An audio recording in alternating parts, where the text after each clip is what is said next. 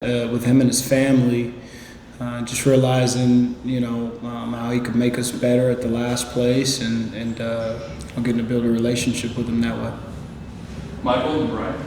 Is cornerback a position where you can rotate players in a game, and do you envision possibly doing that with the group that you have currently? Sure, you most definitely can.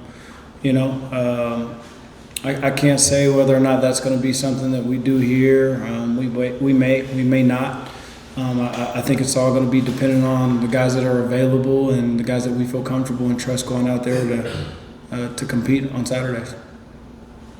Brian and David. With the aggressive approach that Danny seems to want to have with the front seven and all that, how much importance is it on the secondary to make sure that, I guess being on an island, to make it possible to do that? I would say whenever you play the defensive back position, you're on an island, right? I wouldn't necessarily say it's the calling to the defense coordinator style of play. It's just something that you want your guys to be able to do, because any offense in this day and age can get you on an island and get those one-on-one matchups. But it's definitely something that we pride ourselves on being able to do and being prepared for it, because we know that they're going to come up in the game. Is it almost a case where your corner should be treating it like there isn't anybody rushing the quarterback and he's got all that time and I need to stay with my guy no matter what? Sure, as long as that receiver's still running around, he's wide-eyed. The mentality is that the ball is still live and it's coming my way. David and Troy. Chip, I was watching one of your drills last week where you basically made Javion Cole do the same thing over and over and over. What's the essence of what you're teaching there when you try to make sure a guy gets the drill right?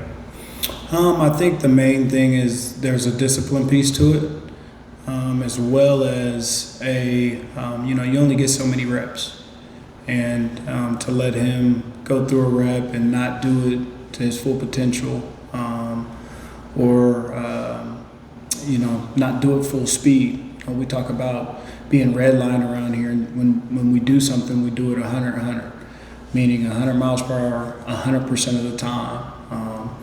And if I catch it, I'm going to call it out. I just believe it's a direct correlation from what you do in practice happens in the game, and I can't let it slide in practice, because in the game, the position that I coach and that these guys play, it can cost you. And how would you categorize just the success that this defense as a whole has had in this camp? You know what?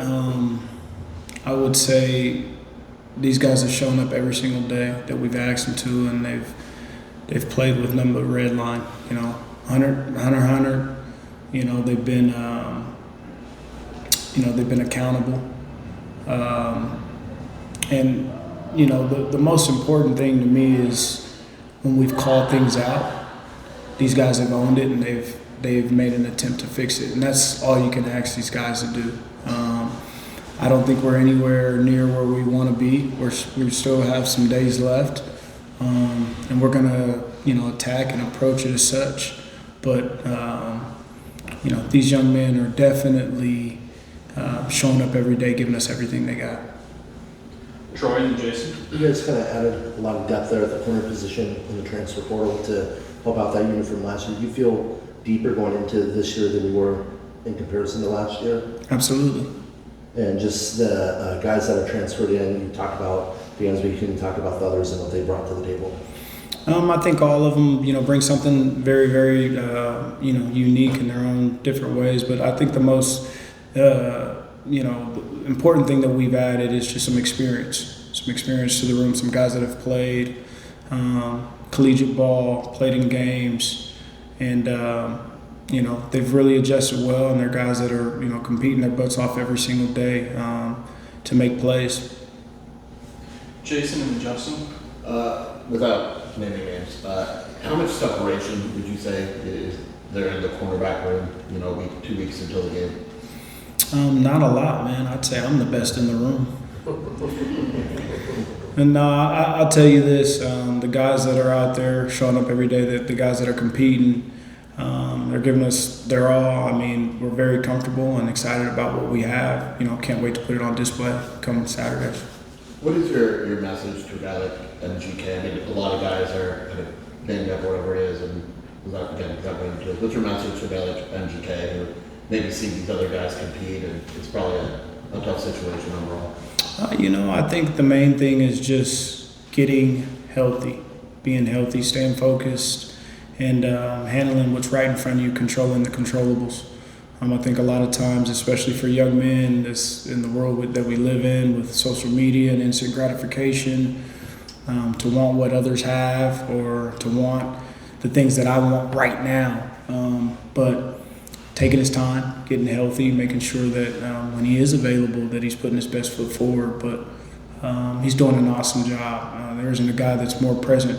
He actually bugs me when he gets out to practice because I can't move around because he's literally in my hip pocket. So, he's doing an awesome job that way.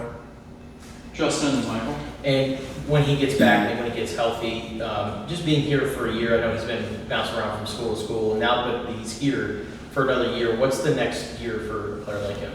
I think sky's the limit. You talk to MGK, I think he'd tell you the same. I'm just excited at the opportunity to, still be playing this game, but playing in a system that he knows with a coach that he's comfortable with, and just being back out there on the turf with his guys. And then what stands out to you about a guy like Aiden Garnes and his skill set to be able to play both slot corner and boundary corner? I'm just excited to, when we get into game week, as we sit down and start game plan and, where we're going to start him out. But, he's a young man. He's highly competitive. He's willing to play anywhere, whether it's inside, outside, and a young man that I think can really, really bring value to our defense and this team. Michael and Vanessa. Gianni Edwards is the lightest guy on the roster, at least according to the weights that are in there right now, but he's out there getting a lot of reps. What impresses you about him so far? The fact that you wouldn't be able to tell him that alone. He plays with a lot of fire. He's very, very competitive. And I'll tell you what, man, there's been lighter, and there are lighter, but you can't tell him that the kid has a fire and a competitive nature that is, like no other. Vanessa. Hi, good night. Going off what you said about bringing guys with experience and Aiden Garnes being one of them, going off of what you said, what are you seeing from him that he's bringing from his experience and helping his teammates? Absolutely. As a young man, I just spoke about Gianni Edwards, taking guys like that under his wing, helping them out, guys at other positions. He has a natural leadership capability that he brings to the table. That's just awesome. It's you hope to have multiple guys like that in the room, but when you're bringing a new guy into the fold that's unfamiliar to the train and the other young men in the room, he takes it upon himself to lead, servant leadership. He goes out of his way. He does the things that we may not necessarily ask of him, and that's what's really, really cool about Aiden.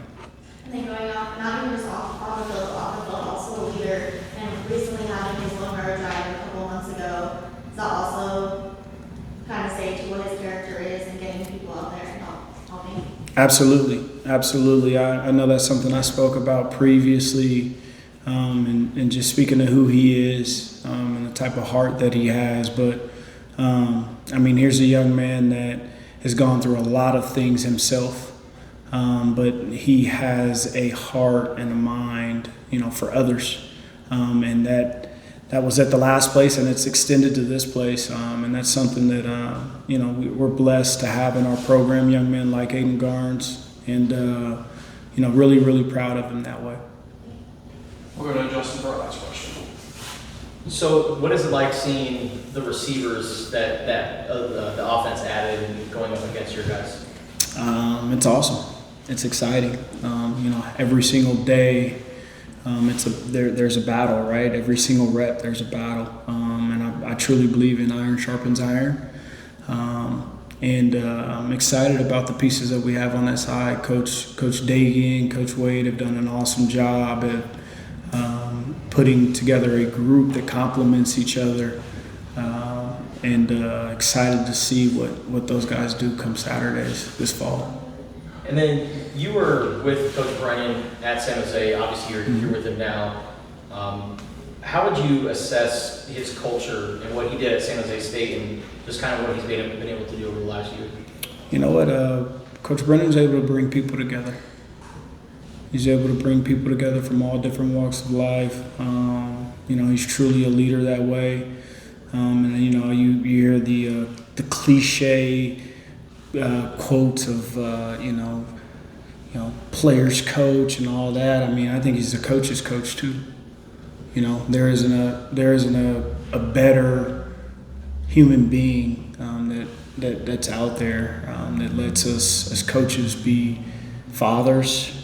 You know, lets us be husbands, and that's important, especially in this space that we're in. But then you watch him lead our team. You watch him put himself out there, you know, to make sure that our guys have what they need. I mean, that's all you can ask for, and that's a guy that you want to go to war for. And I truly feel that way, and I know our staff does, and I know these players do. All right, thank you, Coach. Thanks, Chip. Thank you, guys.